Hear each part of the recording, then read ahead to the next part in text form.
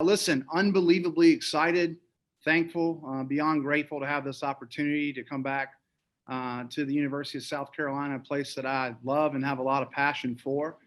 Um, I believe you are who you are because somebody loved you, so I'd be remiss not to thank a few people first, and then I'll open it up for questions. But I want to thank my mom and dad, Bill and Penny Kimrey. My dad, of course, is a longtime high school football coach here in South Carolina, was a head coach for 34 years and coached many years past that, including the last few with me, which was really special.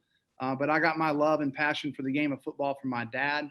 My mom, Penny, who was an engineering major at the University of South Carolina, finished near the top of her class. I always joke with my dad, I'm glad I got mom's brain and not yours. But she's a wonderful mother, and they have loved me well, and I'm very grateful to them. I want to thank Hammond School. You know, when you're 24 years old, you think you know everything. And I think every year since I started coaching, you realize how little you do know. But Hammond School took a chance on a young coach that had just been a graduate assistant at South Carolina and let me grow into the person that I am today. Let me do some things like teach a philosophy class for over a decade. What kind of football coach gets an opportunity to do that? To travel abroad close to 10 times. And I think I've been able to spend a lot of time just being able to reflect and learn from great people here at Hammond School, Chris Angel, Jeff Barnes, Stephen Hillard, and so many other people. So I'm thankful for that time and looking forward to continuing to be a part of that community as our children still go to school there. I'm thankful to Brad Scott for convincing me to come to South Carolina and walk on in 1998. For Coach Lou Holtz and Skip Holtz, who coached me for the majority of my career there and hired me as a graduate assistant as soon as I was done. I was able to trade some texts with both Coach Holtz and Skip the last couple of days, and it's really special. Skip Holtz had a tremendous impact on me, more so than probably any other coach other than my father. And so I really appreciate him and the impact he's had on my life.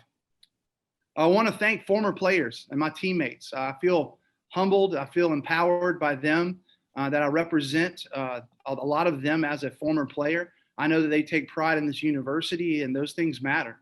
And I want them to know that I'm going to bear that spirit well, and I'm grateful for them. I look forward to more and more interactions with former players and teammates of mine and getting them more and more involved to our program.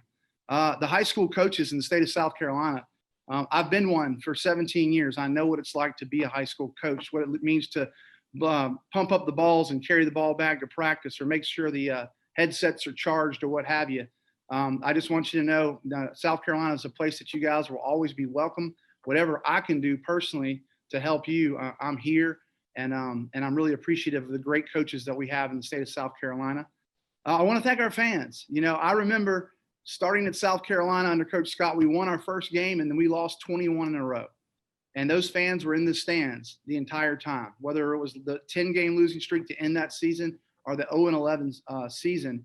You know, as I was thinking through what to say, an image came to my mind, which was running out of 2001 for the first time. And the first thing I saw was a guy at the very top of the stadium in the upper east stands just going crazy. And I was like, man, that guy needs to calm down or he's going to fall out of the stadium. And that's the kind of passionate fans that we have. And I appreciate them, and we need them. And I want to make sure our players understand that. I know that they do. And so I'm looking forward to that stadium getting filled again, and a lot of people going crazy for Sandstorm in 2001, and just a lot of the cheers in that stadium. I remember watching Todd Ellis play football as a young kid. I was in the stadium in '92 when Hank Campbell stuffed Tennessee for the 2-point conversion. Watching Steve Tannehill play, so many memories that I have of Williams-Brice Stadium. They mean so much to me. And so the fans mean a lot to me too. And I want to see that passion erupted in that stadium again. And I'm going to do everything on my perspective to try to help and make that happen. And lastly, I want to thank Shane Beamer. Shane and I knew him some when he was here under Coach Spurrier, but we really started a friendship while he started recruiting Hammond at Georgia and at Oklahoma. And I see in him what I think all you guys see, which is a man that's got a lot of integrity and authenticity. He's got passion. He's positive. He means what he says. And I've seen a lot of guys come through recruiting, and I've never seen a guy that carries himself the way that Shane Beamer does. And I've never heard a single person ever say a negative word about him. And that's hard to do in that profession. So I'm unbelievably grateful for the opportunity that Shane's given me. And I'm really looking forward to getting started. And with that, I'll open it up to any questions. David with the first one. How's it going, Eric? Good to see you again. Two questions. One, how long have you wanted this to be on staff at USC? And two, I guess this means the end of the podcast. Like I knew that was coming. Oh man, I don't know. I was a graduate assistant, David, and I felt like the opportunity at Hammond was unbelievable. And I think I needed to find myself a little bit. I worried about getting into that profession without kind of knowing who I was. I would say it's probably been about 10 years where I would have done it had it been the right time and for the right person. And there's a variety of reasons how these things work out, and for nobody's fault, they just didn't work out. But to be here, I'm grateful. And for the podcast, you'll have to ask Steve. I have no idea. But we'll see what happens there. If somebody wants to run with it, I'm fine with it.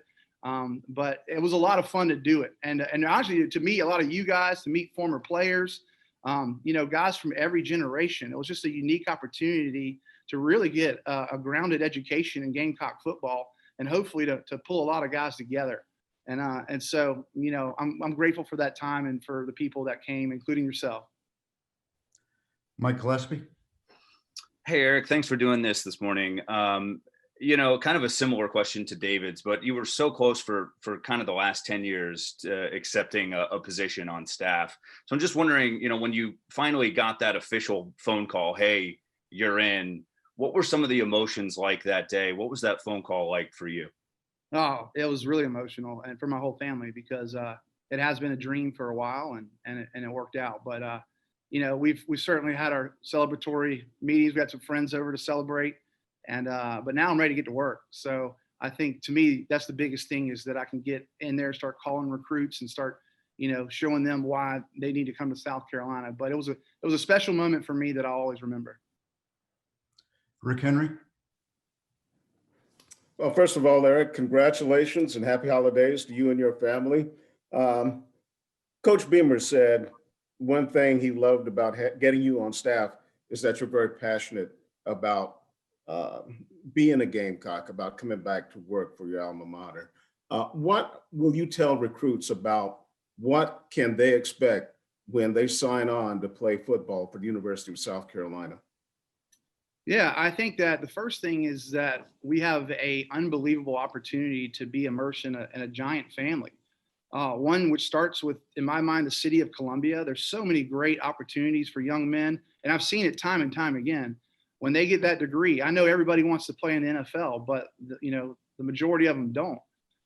But there's a great opportunity to be in the city of Columbia and to prosper as a graduate from the University of South Carolina. I think of my friend Ryan Brewer, who has a very successful business. I think of other guys that have jumped into other owning businesses or are getting into the law or what have you. The city of Columbia is a unique place in the SEC, I believe, for young people to come about. I think we have a top-notch university that's going to get them prepared for life, and it's going to be an awesome experience. I mean, you've seen, Rick, how much it's changed over the years since I've been there. I mean, the facilities are unbelievable. Where they're living is unbelievable, and the opportunities they have to engage in culture are just you can't find those in other cities. And then I think that the atmosphere that Shane Beamer is going to build is going to be centered around the love of each other, the love of the game, and family. And I think it's going to be a very healthy place for a young man to come in and really not just progress toward playing in the NFL, but progress as a human being and a citizen. And I think all those things are important. Mike Uva. Eric, to piggyback off the question that DC asked you, for a guy that has more rings than Bill Russell in terms of winning state championships at Hammond, and then a guy that also got paid for a podcaster to have some beers and ask football questions. Why now? Why now? And would it only have been USC, or would this, if an opportunity had come up at a different school, would you have explored that? No, I would have, Mike. My wife and I, we love Hammond School. And again, we're going to stay a part of this community.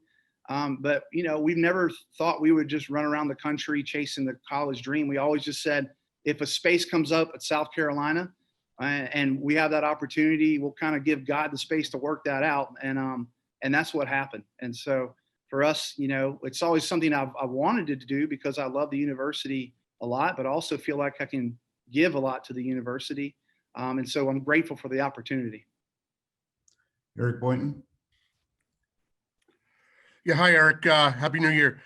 what would you, can you kind of put your finger on one thing that's maybe kind of kept South Carolina from being a consistently successful program? And what do you maybe see as kind of the main thing, whether on the field, off the field, maybe one or 2 points that need to be changed to get this thing going in the right direction on a regular basis?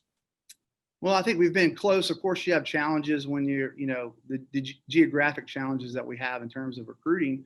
I think consistency is important. If you look at the most successful time in Carolina's history, it was after Coach Spurrier had been here 6, 7, 8 years.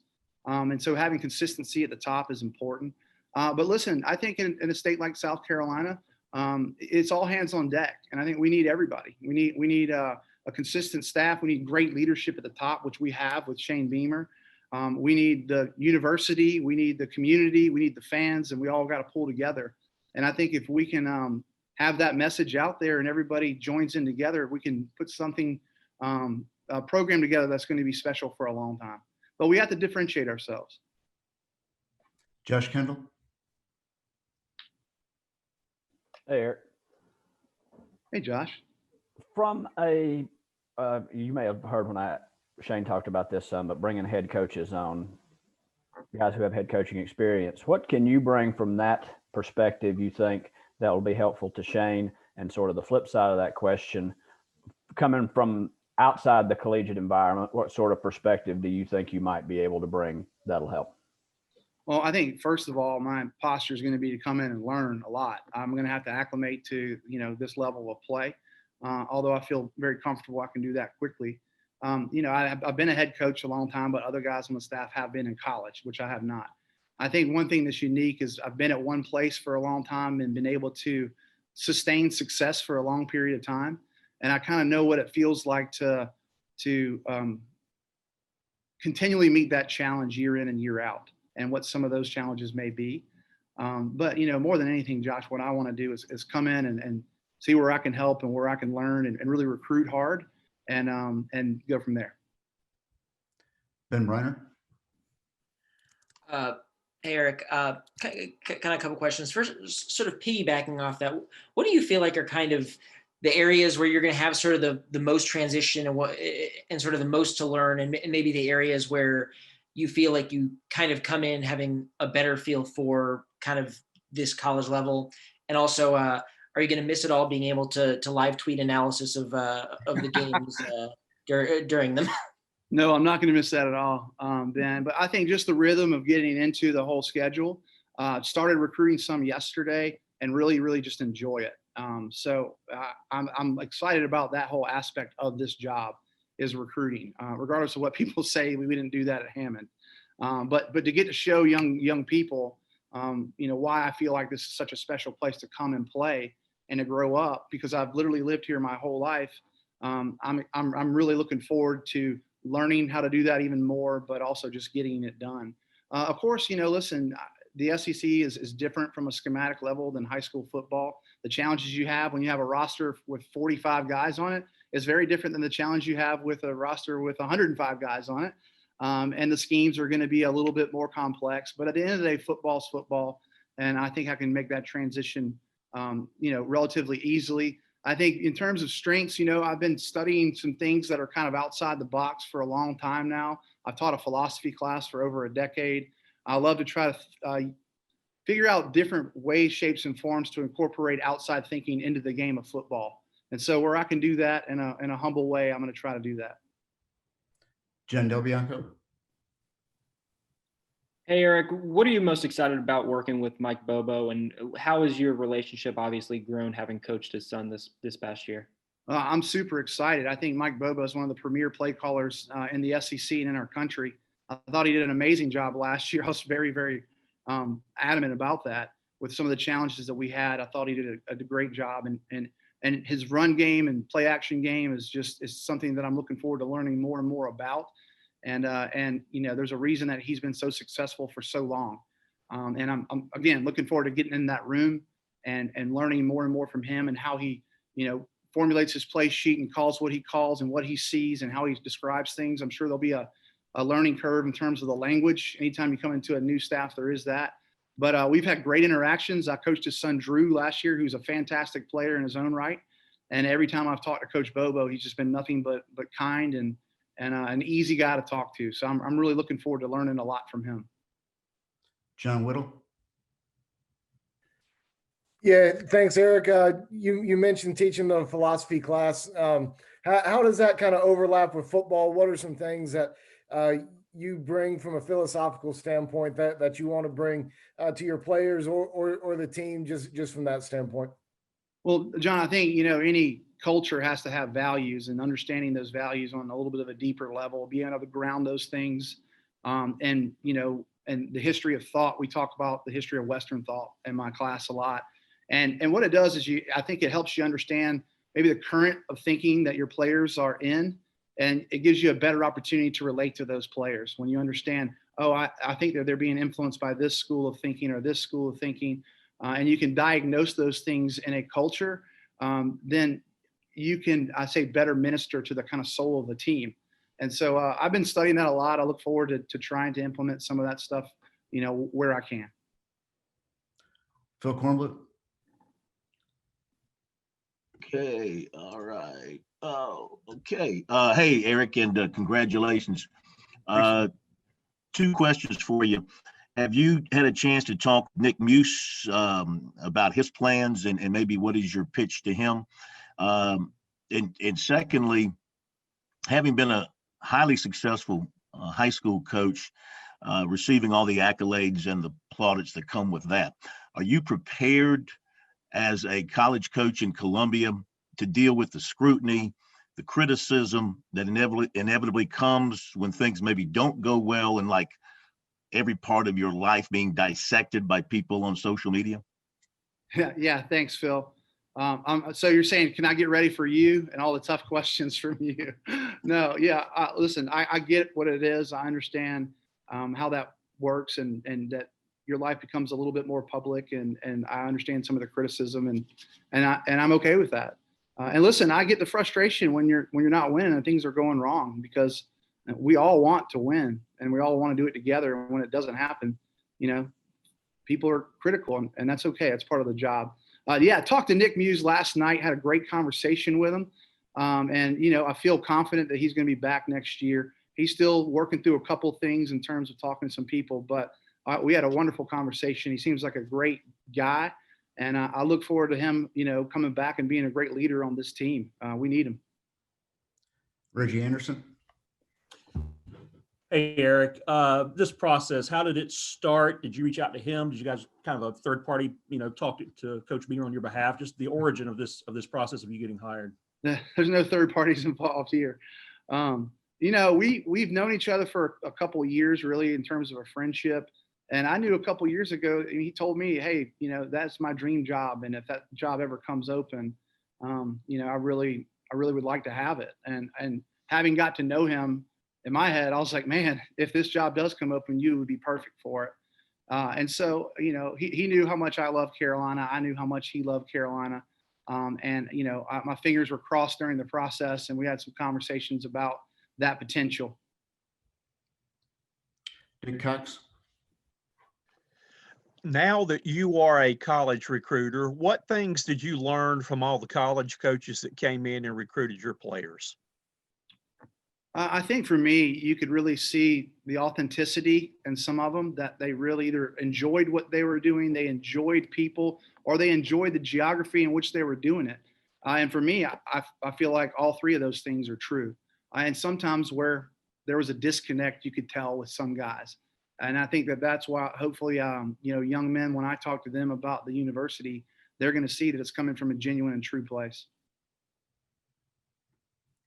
Ben Reiner. Hey, Eric, kind of two questions.